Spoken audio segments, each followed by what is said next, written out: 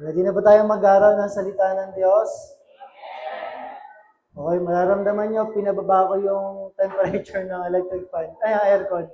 Kaya mararamdaman nyo ang lamig, pero itataas ulit nila. Puno tayo kanina, kaya po medyo mainit. Okay, handa na po tayong mag-aral ng salita ng Diyos ngayong umaga na to. Malata pa yata. Sino dito ko konting tulog? Sino dito nanalo sa Zumba? Sino dito nag-breakfast na?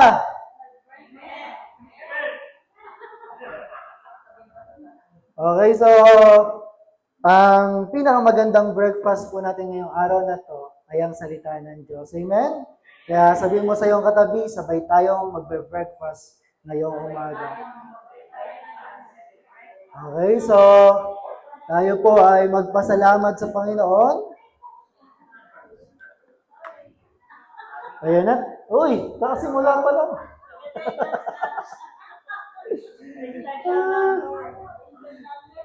Okay, so tayo po ay magpasalamat kay Lord. Lord, thank you for this wonderful day. Salamat, Lord, sa aking mga katabi. Salamat, Lord, sa buhay ko na to. Salamat, Lord, sa puso na handang makinig at matamnan ng iyong salita, Panginoon. Dalangin namin, Lord, na walang puwang ang gawa ng kaaway sa aming buhay, Panginoon. Anumang distraction, Lord, ay ikaw po ang maghari, Panginoon, at alisin mo po ito, Panginoon. Ikaw lamang, Lord, ang nais namin ngayong umaga na to. Sa iyo po namin pinapahubaya at binibigay ang buhay na to. Gabayan niyo po kami patuloy, Banal na Espiritu. Sa tanging pangalan ng iyong anak si Jesus. Amen and amen. Okay, so mag-aaral po tayo ng salita ng Diyos. At muli, balikan po natin ano yung verse na binigay sa atin ng Panginoon ngayong taon na to. Kaya hindi ko pa hililipat eh. 34:8 lang naman yan. At napakadaling tandaan. Bakit? Kung mayroon na kang lalagay sa puso mo, isa to sa napakagandang ilagay sa buhay natin. Amen? Lalo na yung sitwasyon natin ngayon. Ang daming nangyayari, ang daming kaguluhan, pero kung ang nakalagay dyan sa puso mo ay Psalm 34 verse 8, kahit anumang mangyari sa mundo, sa labas, natiling mabuti ang Diyos sa buhay natin at sa pamilya natin. Amen? Kaya nga po nagpapasalamat tayo dahil itong Vacation Bible School, na iraos natin ang matagumpay. Amen? Nagpapasalamat po tayo sa mga panalangin, sa mga suporta ng bawat isa, na kung makikita nyo kung gaano ka-warrior yung mga naging students namin, lalo na po yung pag nakikita ko si Juliana kasi yung assistant teacher ni Teacher Weng. Pag nakikita ko siya, na siya yung haggard. Haggard na. Si Teacher Kim naman, sabi niya, nagpakulay nga ako, nagpuputian na ulit yung buhok ko. Kaya po, nagagalak tayo. Bakit po? Dahil yung ginagawa natin ay malaking tanim sa buhay ng mga bata na to. Amen? Lalo na yung mga bata na wala pa talagang relasyon sa Panginoon. Kaya po, tunay nga po, napakabuti at nagpapasalamat tayo. Palakpakan nga po natin ang Diyos dahil mamaya, graduation naman. Amen? Maraming pwedeng mangyari, pero yung tagumpay ng Lord ang nararanasan natin. Kaya po, ngayong araw na to, bigyan natin ng panahon para i-honor yung mga babaeng kasama natin ngayong umaga na to. Amen? Hindi man yan nanganak man sa konsumisyon, nanganak man sa kaligayahan, nanganak man sa problema, pero ang bawat isa dito ay kabilang sa mga nanay na nananalangin, gumagabay sa mga batang ipinapasok dito ng Panginoon. Amen? Kaya ang bawat isa ay bahagi ng pamilya ng Diyos. Kaya po ngayong araw na to, sa pagbibigay sa bugay sa mga nanay, kung ikaw di-describe mo yung nanay mo o kaya yung nanay na kakilala mo, paano mo siya i-describe? Maraming magsasabi, na yung mga nanay natin, sila yung mga Wonder Woman ng tahanan. Bakit? Lahat ng bagay kaya nilang gawin para sa pamilya. Amen? Lahat ng mga hindi nila kaya dati, pero dahil sa Panginoon, nagagawa nila. Kaya merong mga Wonder Woman, may mga dragon, may mga... Pero sabi nga nung nakita ko kanina umaga, para sa mga best rapper sa buong mundo. Alam niyo, best rapper? Hoy, hindi lahat ng rap masagwang pakinggan. Amen? May mga rap na ang sarap pakinggan. May mga rap naman na, tama na! Sakit na tenga. Pero ako, hindi ako masyado nakaka-relate dito kasi hindi ko naalala na yung nanay ko ay rapper. Minsan-minsan lang yata. Pero hindi siya mahilig mag-rap. Ano lang siya, tahimik lang. Pag nagalit, sagad. Pero matagal na magalit. So, para sa mga best rapper, Happy Mother's Day. Amen? Bakit po? Kasi sabi ko nga, halimbawa, si Inang, isa sa best rapper ng buhay ko. Pero, di ba, nung nawala siya, hinahanap-hanap mo yung tinig niya, hinahanap-hanap. Si Mami Tita, isa sa yun sa best rapper. Pero, nung nawala, hahanap-hanapin mo rin.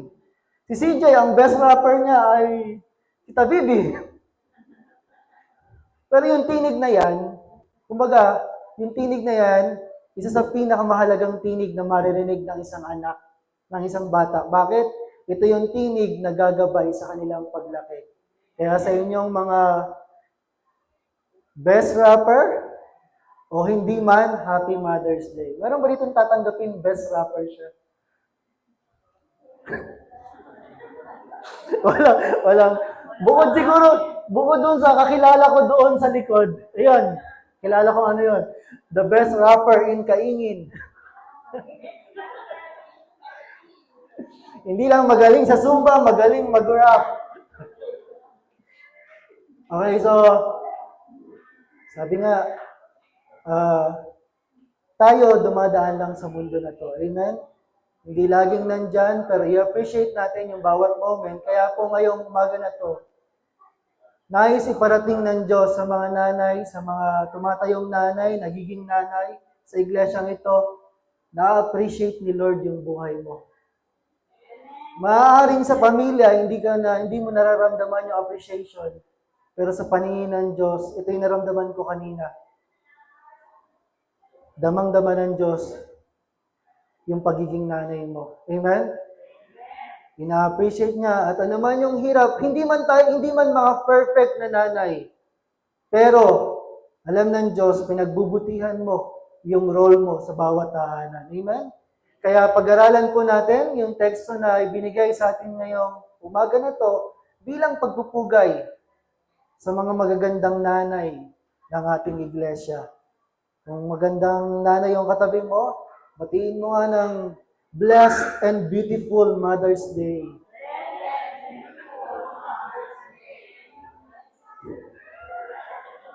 Okay, bukod kay Thea, syempre, di ba? Sa ating mga kalalakihan. So ngayon po, tingnan natin, anong mensahe ng Diyos sa atin ngayong umaga na to? Anong pwede nating matutunan? Anong gustong ibahagi ng Diyos para mas lalong pagtibayin ang ating iglesia? Hindi makausad. Okay, kahit ayaw niyong tanggapin, ganun talaga yon, beautiful yan sa paningin ng Diyos. Okay, ang sabi po dito sa aklat ng mga Proverbs, at siya'y nawala na.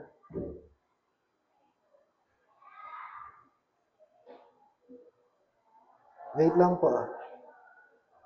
Ayan. Ang sabi po dito sa Proverbs 31 verses 28 and 29. So 28, her children arise and call her blessed. Her husband also, and he praises her. Many women do noble things, but you surpass them all. Ang sabi po sa Tagalog, tumatayo ang kanyang mga anak. Ibig sabihin, Yung mga tao nakapaligid sa kanya, proud. Amen? Hindi nahihiya at buong tapang sinasabi na yung nanay ko ay mapalad. Proud ako sa nanay ko. Amen? Mapalad ako sa nanay ko. Sabi dito, gayon din ang kanyang asawa. Tanungin mo nga kung katabi mo yung asawa mo. At kanyang pinupuri siya. Kailangan mo sumagot ng oo kasi kung hindi, delikado ka.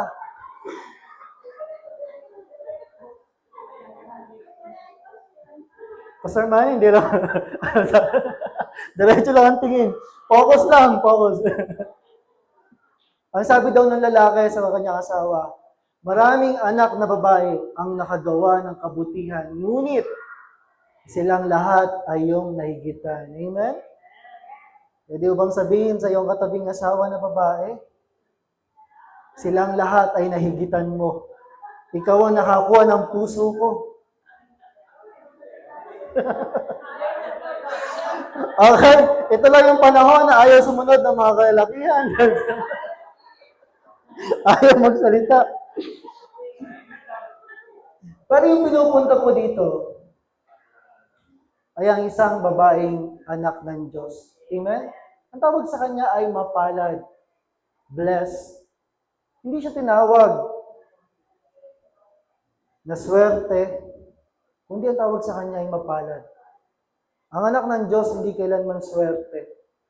Bakit? Hindi tayo nakabase sa chance. Amen? Hindi tayo nakabase sa, ay, swerte yan, kaya nakakuha ng ganon. Dahil sa effort natin. Hindi tayo nakabase sa, kaya hindi tayo gumagamit ng swerte. Bakit? Dahil sa atin, tayo ay mapalad. Bakit? Ano mang nararanasan mo ngayon, hindi yan nagkataon lang. Iyan ay produkto ng isang Diyos na nagmamahal sa atin. Amen? Iyan ay gawa ng Diyos sa ating mga buhay. May isang Diyos na may magandang plano para sa atin. Kaya hindi ka swerte, hindi ka kawawa, hindi ka mahirap. Mapalad ka, kapatid, kung ikaw ay patuloy na lumalapit sa Panginoon. Amen? Kaya kahit anumang sitwasyon natin, katulad ng inawit natin kanina, mabigat man yung sitwasyon, mabigat man yung mga suliranin, hindi mo man alam yung gagawin mo sa pamilya mo, tandaan mo, isa lang ang tawag sa iyo ng Diyos, mapalad ka, kapatid. Dahil higit ang Diyos mo sa anumang sitwasyon. Amen? Kaya sa buhay mo makikita kung paano kumikilos ang Diyos sa buhay natin. Kaya nga sabi ng Diyos, na-appreciate ka niya, kapatid. May mga panahon napapagod, may mga panahon natatakot, nag-aalala.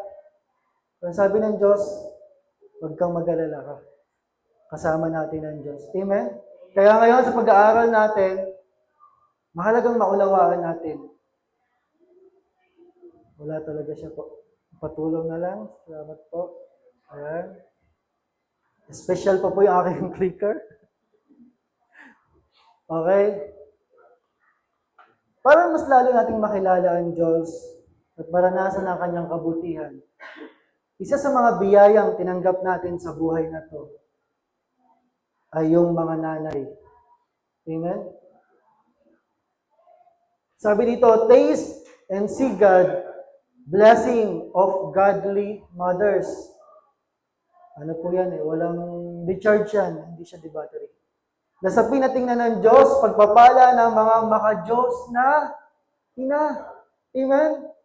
Sa buhay natin, katulad po nakikita nyo sa aming pag-aaral sa Vacation Bible School, ang naging tema po natin ay treasure hunt. Paghahanap ng mga kayamanan. Ang sabi dito, seeking the riches of Christ. Paghahanap ng mga kayamanan ni Kristo. Na ang pinakamatinding kayamanan natin ay walang iba kundi si Kristo sa buhay na to. Amen? Ang pinakamatindi at pinakamahalagang kayamanan meron ka ay yung relasyon mo sa Panginoon. Dahil pag iyon yung nawala, lahat pwede nang gumuho.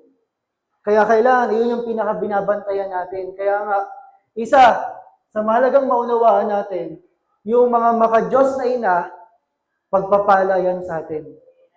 Amen? Isa yung regalo. Isa yung pagpapala. Tingnan mo man yung katabi mo, pagpapala yan.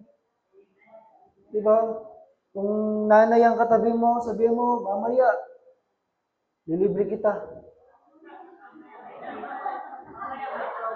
Mamaya may program tayo, lilibre kita. Amen? Ang tao pala, ang nanay pala na maka-Diyos ay isang pagpapala. Amen? Saan ka man pumunta, ano man yung gawin mo, nararamdaman ng mga tao sa paligid mo na ikaw ay isang pagpapala. Kesa yung pag dumating ka sa isang lugar, pag kumato ka sa bahay, sino yun? Tanong mo. Pag ito yung si ganon, sabihin mo, wala ako. Hindi ikaw yung iniiwasan. Hindi ikaw yung laging may kaaway.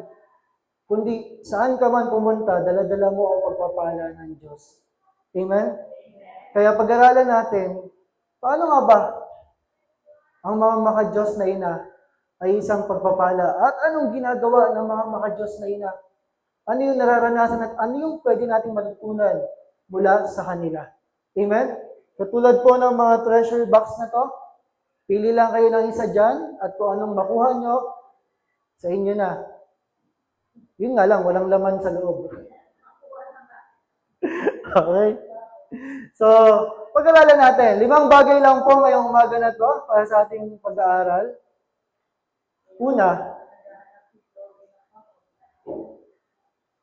godly mothers fear the Lord. Ang mga maka-Diyos na ina ay may takot sa Panginoon. Bilang nanay, ano pong pinakamahalaga sa isang ina? Ano pong pinakamahalaga sa isang ina? Sa isang babae?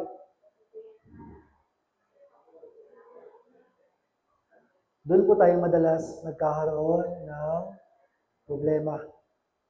Ang pinakamahalaga sa isang ina, dapat. Sabi ng Biblia, anyone who loves his son or daughter more than me is not worthy of me. Hindi ko sinasabi hindi natin mahalin yung ating mga anak, yung ating mga pamilya, pero dapat alam natin yung priority natin. Amen?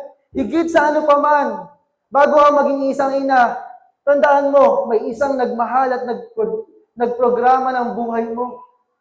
Kaya tayo minsan nagkakaproblema kapag nagkakapalit yung priority. Kapag eto si Lord, kapag nauna yung pamilya kaysa sa kay Panginoon, doon nagkakaroon ng problema. Pero yung tao na laging priority si Lord, ibig sabihin, nagpapasakop siya sa Panginoon. Amen? Nagtitiwala siya sa Panginoon. Sumusunod siya sa Panginoon. Na kahit anumang mangyari sa kanya, Lord, ikaw ang may-ari ng buhay na to. Tandaan mo kapatid, damay yung pamilya mo. Na hindi lang ikaw, kundi Lord, ano man mangyari sa pamilya mo, binabantayan ng Diyos. Pag ikaw, sa puso mo, lagi mong ino-honor si Lord. Walang ibang pinakamahalaga. Sa nagjo-joyride, sa pinakamagandang example, halimbawa po, pupunta tayo ng Bicol, di pa aniyaya si Pastor Rajing, nagagawa siya doon na isang prayer house. Pero bago yun, siguro sa Peñel muna, mas malapit. Pag nagbiyahe tayo papunta Bicol o kung saan man, sinong mas nag-enjoy? Yung nagda-drive o yung pasahero? Yan ang sagot naming mga pasahero. yung mga pasahero. Bakit? Ang mas pagod, syempre. Kahit na gustong-gustong gawin ng, halimbawa, si Benok, ang gustong-gusto niyang magmaneho, mag-drive, kahit yun yung passion niya, eventually mapapagod din siya. Amen? Anong pinupunto ko po dito? Ang buhay natin, ang pamilya natin, ang pagiging nanay, kapag ikaw ang driver, mahihirapan ka rin eventually. Mapapagod ka rin. Pero kung hinayaan mo na, Lord, ikaw po ang manguna sa buhay ko, nagpapasakop ako, may enjoy mo lang yung joyride. Amen? May enjoy mo lang yung biyahe, yung journey, kung saan ka man dadalhin ng Panginoon. Naalala niyo po si Mary, nang siya ay papunta sa motherhood. Diba? Dinalaw siya ng anghel. At sabi niya, ikaw yung napili para maging ina ng tagapagligtas. Although delikado yung sitwasyon niya, although hindi niya maunawaan sapagkat wala siyang asawa, anong sinabi ni Maria? Be it unto me. Mapagpakumbaba lang siyang sumunod at nagpasakop sa kalooban ng Diyos. Kaya nga po, una, mararanasan natin yung pagpapala ng mga taong walang ibang priority, walang ibang ino-honor kundi si Lord. Amen? Sa buhay niya, walang ibang pinakamahalaga kundi ang ating Panginoon. Kaya nga po, ang sabi ng salita ng Diyos sa Proverbs 31:30, charm is deceptive, and beauty is fleeting, but a woman who fears the Lord is to be praised. Sa Tagalog po ang sabi dyan, mandaraya ang pang-akit at kumukupas ang ganda. Di ba? May mga tao ang priority, magpa-Brazilian, magpakulay, magpaganda, bumili ng mamahaling make-up. Pero sabi dyan, kumukupas din ang ganda. Ano ang isang sekreto ng isang makadiyos na ina? Ngunit, paano ba yung taong may takot sa Panginoon sa Tagalog? Sabi dito, ngunit, ang babaeng gumagalang at sumusunod kay Yahweh ay pararangalan. Sa buhay mo, may tataas ang pangalan ng Panginoon. Amen? Dala-dala mo yung karangalan at kaluwalhatian na nararapat para sa Panginoon. Kaya, a woman, godly mothers, fear the Lord. Sila yung mga babaeng gumagalang at sumusunod kay Yahweh. Sa number 2 po, check niyo yung mga sarili bilang assessment. Number 2, godly mothers nurture in love.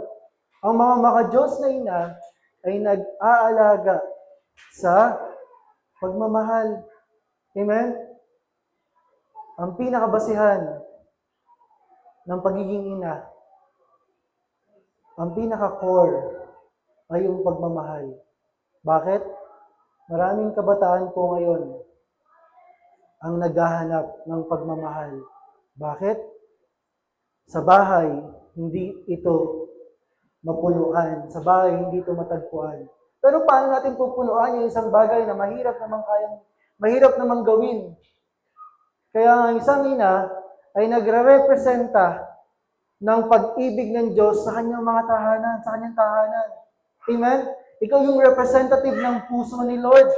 Na pag nagpalaki ka, sabi nga, madalas, di ba po ba, ang mga nanay, madalas, ang gusto mo lamang iparamdam sa anak mo ay yung pagmamahal mo.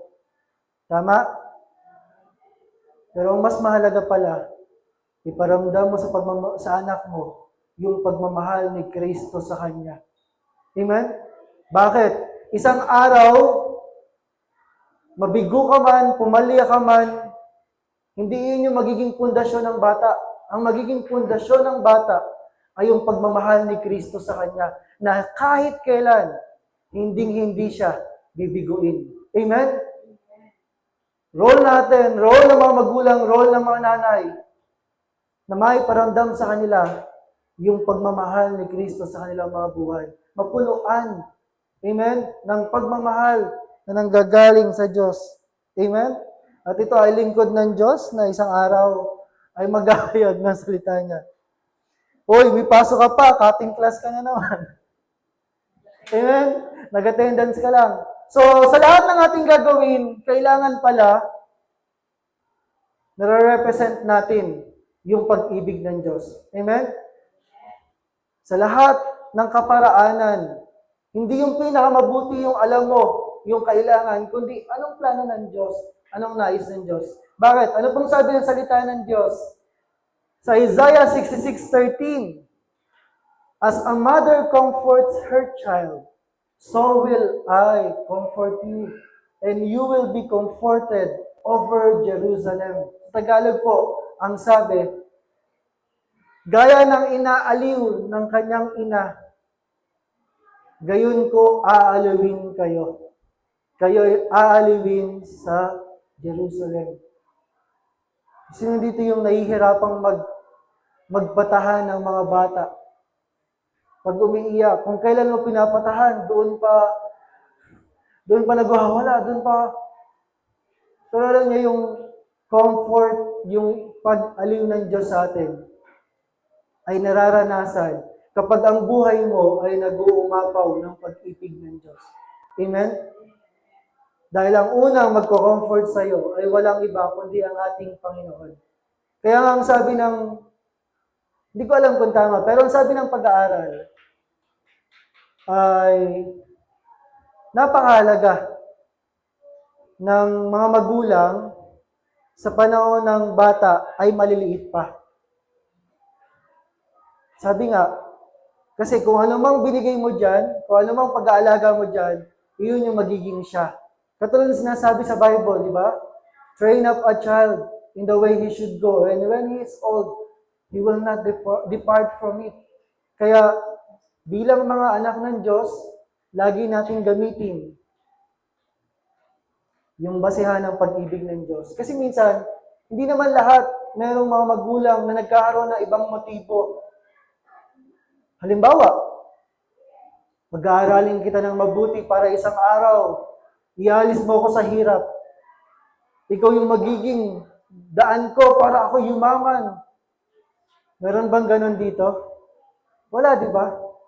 Pero yung tao na nakilala ang Diyos, may takot sa Panginoon, wala siyang ibang gagawin kundi puro pagmamahal. Napansin niyo po, kahit ilang beses magkamali ang mga bata, anong ginagawa ng magulang? Pinapalayas na ba agad? Tinatakwil na ba agad? Diba? Inaabot pa rin, pinapalo daw sa minamahal pa rin at pinapatawad. Bakit? Iyan ay galing sa pag-ibig ng Diyos sa atin. Amen? Kaya po sa number 3, isa sa mahalagang maunawaan ng mga nanay, godly mothers, faith influences their children. Ang pananampalataya ng mga maka-Diyos na ina ay nakaka-impluwensya sa kanilang mga anak. Di ba? Mula kay lola, nakarating hanggang sa kanyang apo. May trabaho ang bawat isa sa atin na may kailangang maipasa natin yung ating pananampalataya sa mga susunod na henerasyon. Dito nagkamali yung ibang hari sa Biblia. Walang naging maka-Diyos na hari na sumunod sa kanya. Hindi na train ng maayos, hindi na impluwensyahan ng maayos. Kaya kailangan bilang isang nanay, isa sa role ng mga maka-Diyos na ina ay impluwensyahan sila patungo sa Panginoon. Amen? Sabi nga po, what you tolerate, you cannot change. Ulitin ko, what you tolerate, you cannot change. Sa Tagalog, anumang pinapayagan mo, hindi mo na mababago.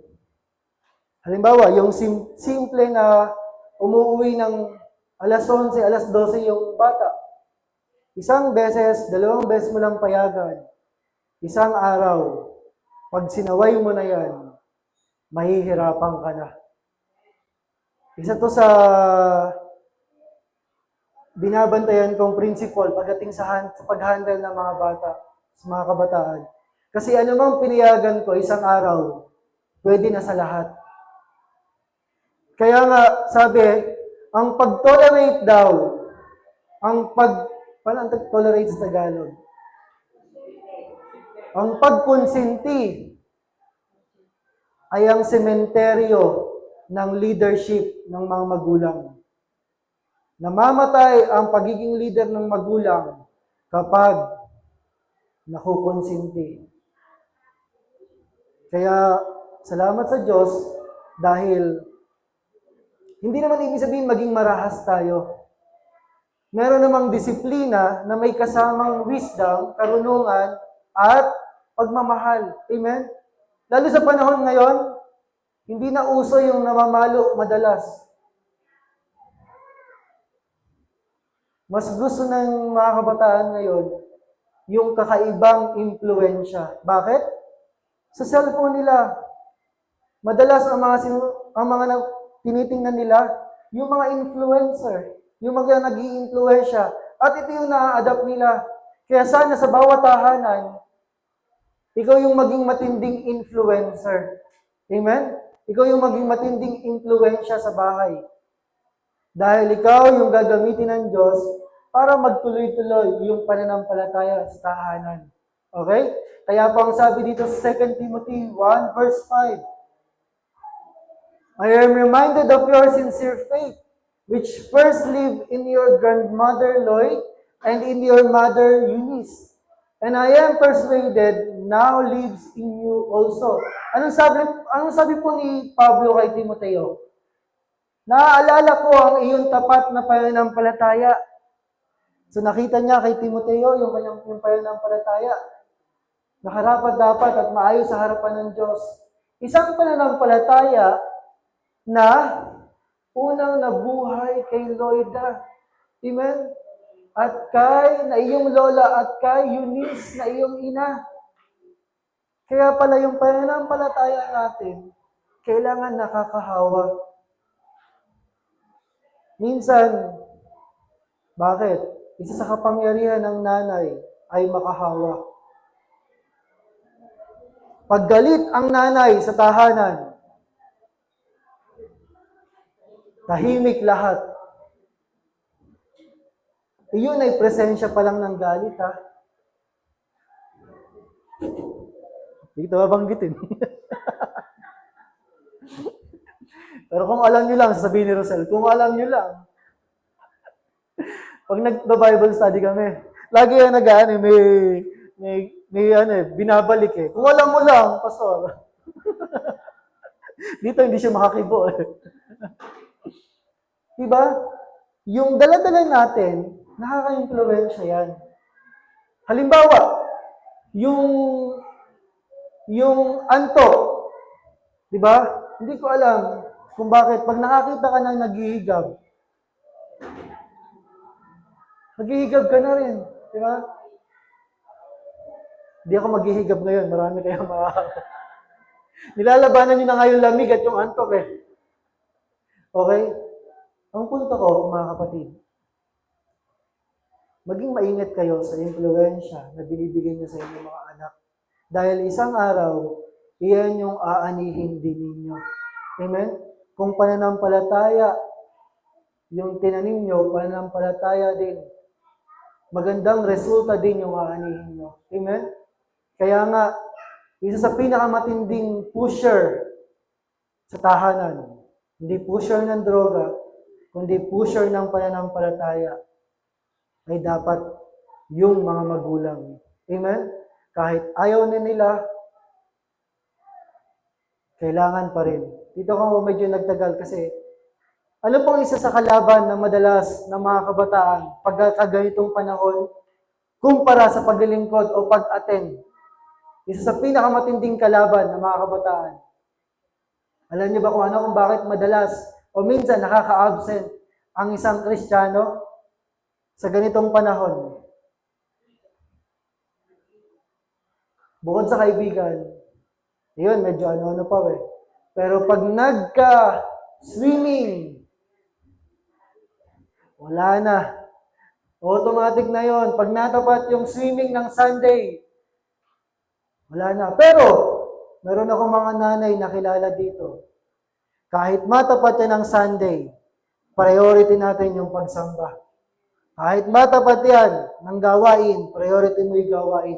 Ganyan ang inaasahan ng Diyos sa mga anak niya. Amen? Na yung leadership, tinatayuan natin sa bawat tahanan. Dahil kung hindi, iba yung magiging leader nila at iba yung i-influensya sa kanila. Amen?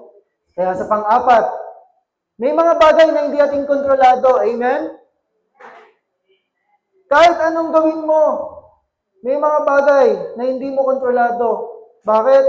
May panahon ang bawat isa ng pagkatuto. May panahon na matututo siya personally sa kanyang mga pagkakamali. Kaya sa mga panahon na yon, isa sa kailangan mong ginagawa. Godly mothers are prayer warriors. Amen? Ang mga maka-Diyos na ina ay mandirigma sa panalangin. Ibig sabihin, sa panahon na hindi mo maintindihan yung sitwasyon, mas lalo ka dapat lumapit sa Panginoon. Kaya lang minsan, pag panahon na masaya na, ano ibig sabihin nito? Abay mo na, Lord. Pag may problema na ulit, pag masaya na ulit, let's make it our heart na kahit anumang mangyari, isa sa pinakamagandang gawin ng isang ina ay manalangin. Amen? Isa sa nasaksihan ko dito, yung may resulta, yung nanay ko. Sa panahon, sabi ko nga, bakit ako naging seryoso sa buhay? Sa panahon na umiiyak yan, sa akin lang umiiyak yan. Sa harapan ko.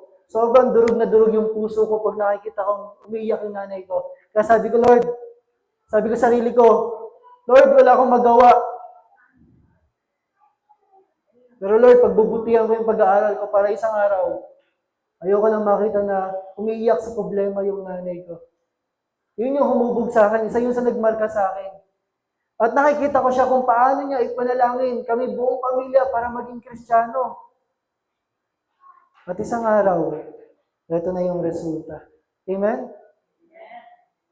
Sa panahon na hindi madali yung laban.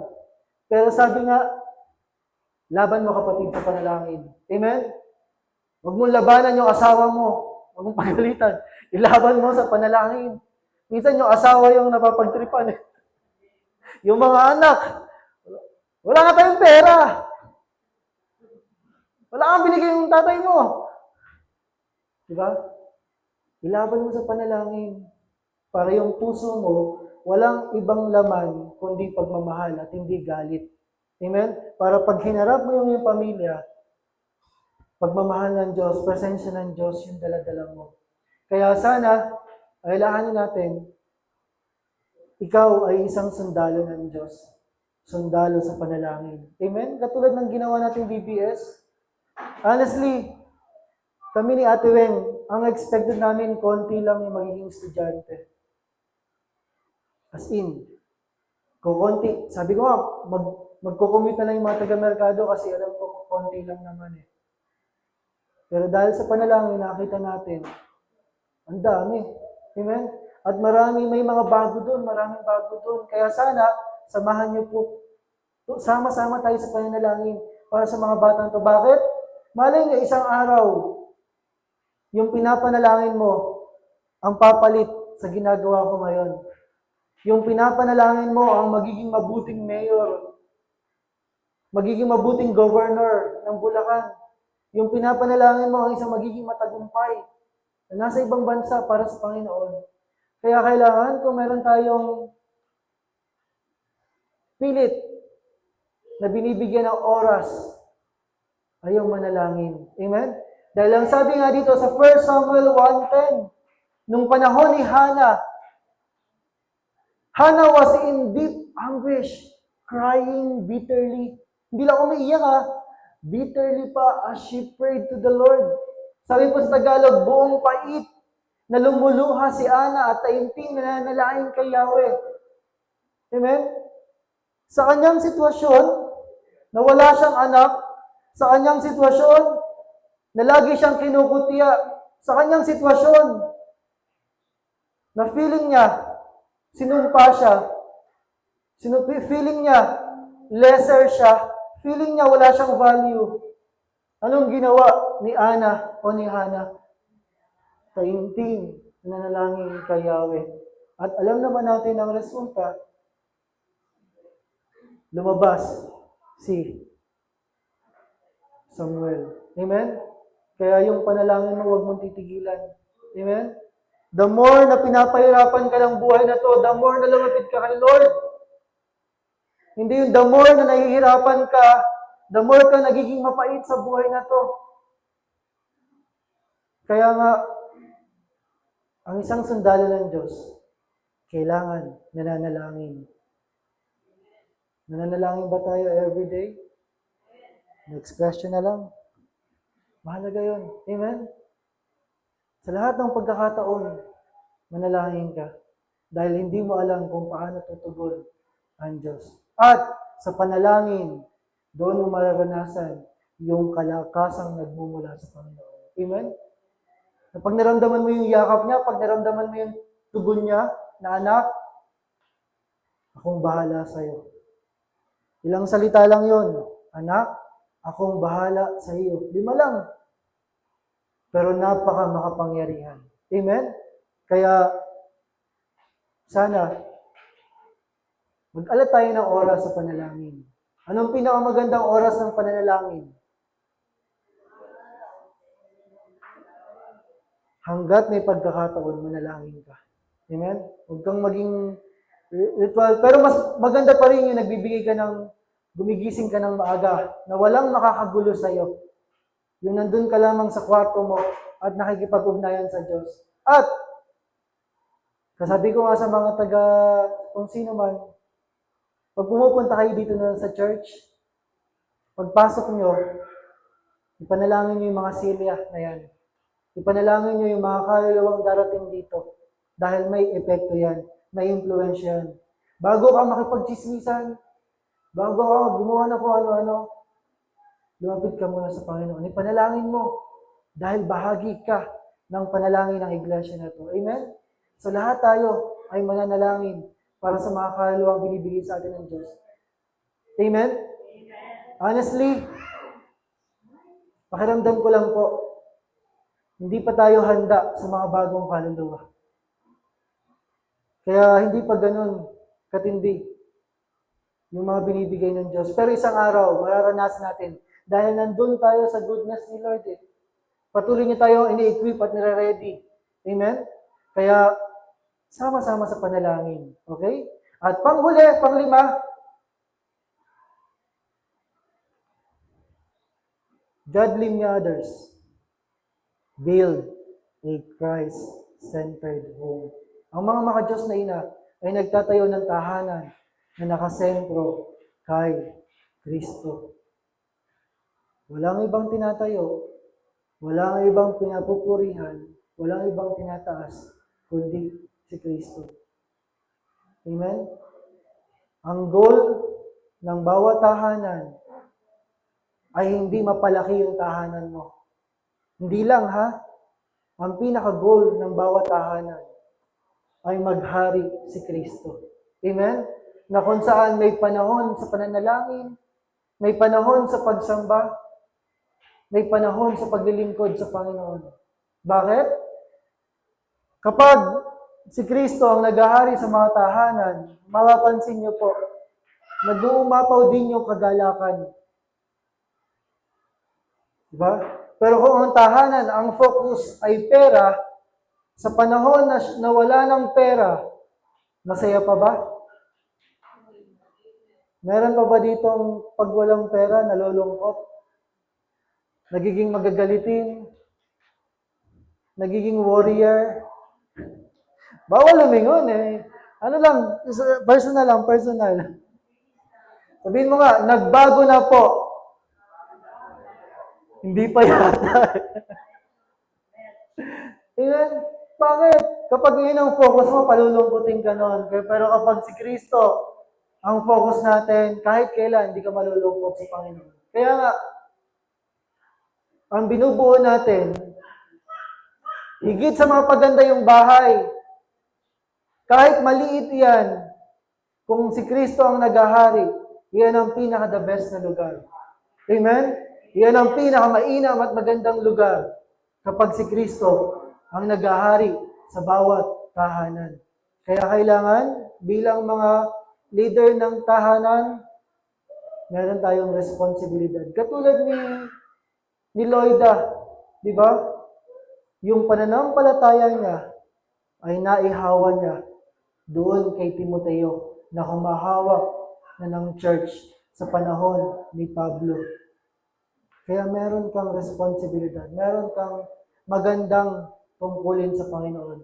Sabi nga po dito, Proverbs 14:1, a wise woman builds her home, but a foolish woman tears it down with her own hands.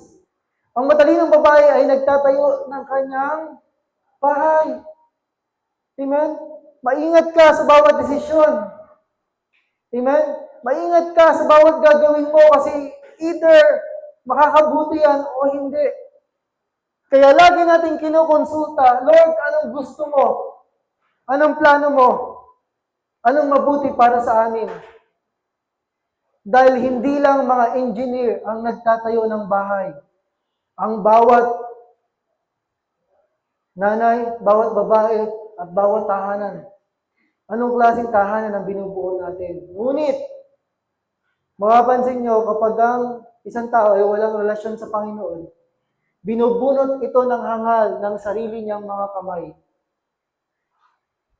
Ano ibig sabihin nun? Na mismong sila ang sumisira ng kanilang pamilya. Marami tayong kabataan dito. Sira ang pamilya. Kaya naman yung bata, maaawa ka na lang. Hindi maganda yung ugali, pero hindi nakakainis. Bakit? Maaawa ka dahil alam mo, wala siyang pinagkukunan. Sira yung pamilya niya, sira yung puso niya, sira yung buhay niya. Kaya ang sabi ng Diyos, tayo yung gagamitin para sa mga bata na to, maiparamdam sa kanila na sila ay mahalaga at buo sa harapan ng Diyos. Amen? Kaya, kailangan, from time to time, maghanap kayo ng makakakwentuhan dyan na kabataan, na mga bata. Amen? Maghanap kayo ng kakausapin. Bakit? May mga kabataan dyan. Naghahanap ng attention. Naghahanap ng, kamusta ka na? Ba't wala ka nung... Amen? Iparamdam natin yung pagmamahal sa kanila. So, meron po ba tayong natutunan ngayong umaga na to? Balikan natin mga pinag-aralan. Dahil ikaw ay isang pagpapala. Ikaw ay pinagpala. Ikaw ay mapalad sapagkat ikaw ay maka-Diyos na ina. Amen? Anumang dinadaanan mo, kasama mo ang Diyos. Sabi dito, taste and see God, blessing of godly mothers. Nasapin at tingnan ng Diyos, pagpapala sa mga maka-Diyos na ina. Ano yung mga nararanasan natin pagpapala mula sa Panginoon? Godly mothers fear the Lord. Ang mga maka-Diyos na ina ay may takot sa Panginoon. Siyempre, unang-una, siya mismo may relasyon sa Panginoon. Hindi mo pwedeng ibigay yung wala sa'yo. Amen? Kung ipupush mo yung mga bata, lumapit ka kay Lord. Tapos ikaw hindi naman makitaan ng passion sa Panginoon. Baliwala. Amen? Kaya, ang mga maka-Diyos na ina, unang-una, higit sa lahat, alam niyo yung pinakamahalaga sa Kanya. Amen? Alam niya yung pinakamatinding regalo ng buhay na to. At walang iba kundi ang relasyon sa Panginoon. Amen? Number 2, godly mothers nurture in love. Kapag ang isang tao may takot sa Panginoon, wala yung ibang gagawin, kundi iparamdam yung pagmamahal ni Kristo. Iparamdam yung pagmamahal sa anumang gagawin niya. Katulad ng pag-ibig ng Diyos, siya yung nagpaparamdam sa tao na ito yung pag-ibig ni Kristo. Willing mag-sacrifice, nagtsatsaga hanggang huli. Amen? Ibinibigay ang lahat para sa ikabubuti at ikalalapit sa Panginoon. So number 3, kapag ikaw ay punong-puno ng pagmamahal at nag-aalaga ka, iniingatan mo, pinoprotektahan, kailangan iparamdam din natin sa kanila o iparanas, turuan din natin sila patungkol sa ating pananampalataya. Amen? Ikaw yung greatest influencer ng bata na yan. Ikaw yung greatest influencer. Sabi nga nila bago po ako magtapos, may dalawang dahilan kung bakit may mga tao na hindi Kristiyano. Ilan daw po? Dalawa lang. Una, dahil hindi pa sila nakakakilala ng tunay na Kristiyano. Amen? Ano yung ikalawa? Sabi ng pastor. Dahil nakakilala na sila ng Kristiyano. Sablay. Ilan? Una, hindi pa nakakakilala ng tunay na Kristiyano. Baka hindi pa sila nakakarinig ng mensahe ng Diyos. Ikalawa, may nakilala silang Kristiyano. Hindi pala totoo. Kaya sana, alam natin yung tinatayuan natin. Ikaw ang influencer ng tahanan mo. Ikaw yung makaka-influensya para mas lalo mapalapit yan sa Diyos. Amen? Pangapat, godly mothers are prayer warriors. Mandirigma sa panalangin. Halimbawa, si Ate Melba, napakahinhin ng tao na to.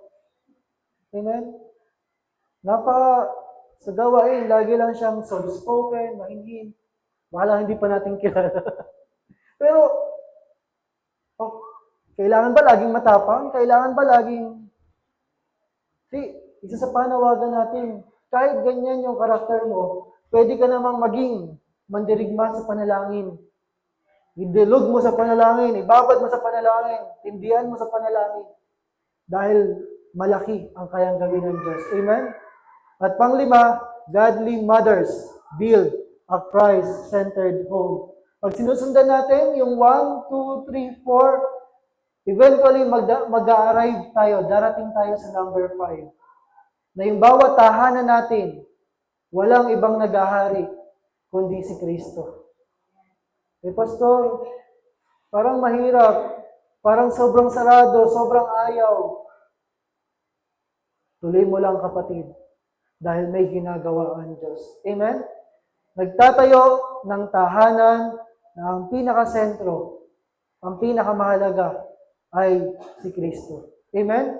Kaya po, iwanan ko sa inyo yung verse na to.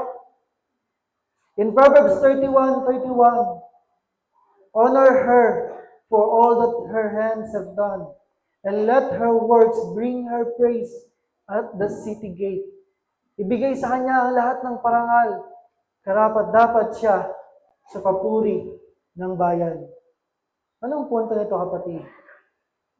Ang buhay mo ay patuloy na inaangat ng Panginoon. Amen? Marami ka man, mga kailangan pang ayusin, habang tayo lumalapit kay Lord, habang tayo naglilingkod kay Lord, habang lahat tayo ay nagpapabago sa Panginoon, natututong sumunod, mararanasan mo na naiiba yung tingin sa iyo ng mundo. Naiiba yung tingin sa iyo ng mga tao nakapaligid sa iyo. Kaya eventually, mararanasan natin yung verse kanina, 28 and 29, na yung mga tao sa paligid mo ay buong tapang sasabihin na mapalad sila dahil ikaw yung nanay nila. Amen? Kaya kailangan tayuan natin yung ating pananampalataya at posisyon sa Panginoon. Kaya bilang isang ina, bilang isang magulang, kasama natin ang Diyos. Amen? May magandang plano, may magandang bukas, may magandang inihanda ang Diyos para sa atin. Manampalataya lamang tayo sa Kanya. Amen? So yan po ang mensahe ng Diyos sa atin ngayong umaga na to. Pwede po ba natin palakpakan ng Panginoon? Kaya po, Blessed Mother's Day sa bawat isa. Wala man po akong regalo, pero mamaya na lang po yung aming presentation. So isang pinagpalang Mother's Day para sa mga nanay natin. So ngayon po, tutungo tayo sa tithes and offering. Pangungunahan po tayo ni Nanay Tina. Hindi. Okay. Yung pala yung yung nanalo kahapon. Wala bang pa-burger?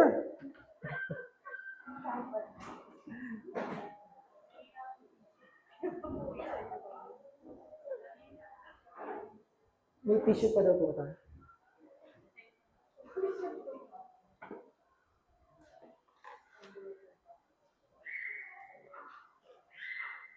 CJ.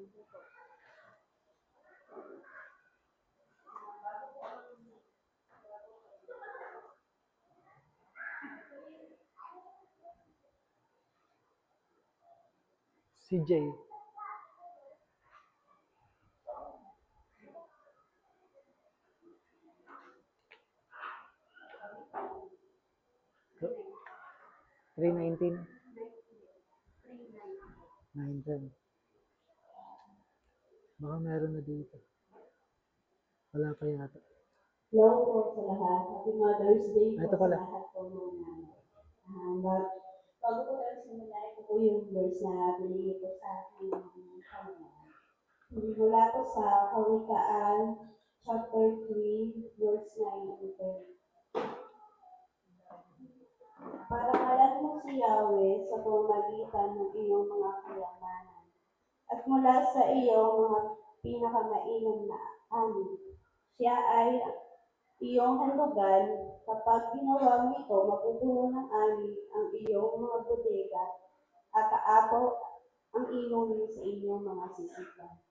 Ang sabi po sa verse na to, sa pamamagitan po ng ating pagbibigay ng ating pinakamainam na yaman na ani, ay isa po ay tanda ng pagkilala natin sa ating Panginoon. Dahil yung mga pagpapala po na kukuha natin ay galing po sa Kanya. Magtestimony lang din po ako kasi po, ayun, nagpapasalamat po ako sa Panginoon kasi sa araw-araw po na binigay niya na pagpapala sa amin, nakaraos na po kami sa mga bata. Tsaka sa ngayon po sa darating na pasukan, syempre, ano po yung nag-aaral ko. Isang college, dalawang senior high, dalawang elementary, dalawang high school, tsaka isang elementary. Kung iisipin po ng iba, saan kukunin yung pambili ng mga gamit? Tapos sasabay pa yung mga bayarin ng kuryente, tubig, wifi, gano'n. Para po sa akin, hindi ko kailangan isipin yun kasi alam ko na si Lord yung magpo-provide nun. Kaya hindi natin kailangan na isipin kung saan kukunin. Kung alam natin sa buhay natin na may gusto tayo, hindi natin kailangan isipin yun dahil kahit kailan hindi naman tayo pagkukulangin ng ating Panginoon. Kaya lagi lang tayo magtiwala sa Kanya. Para pagkasalamat din po sa Panginoon, syempre sa business tayo, mga business po tayo,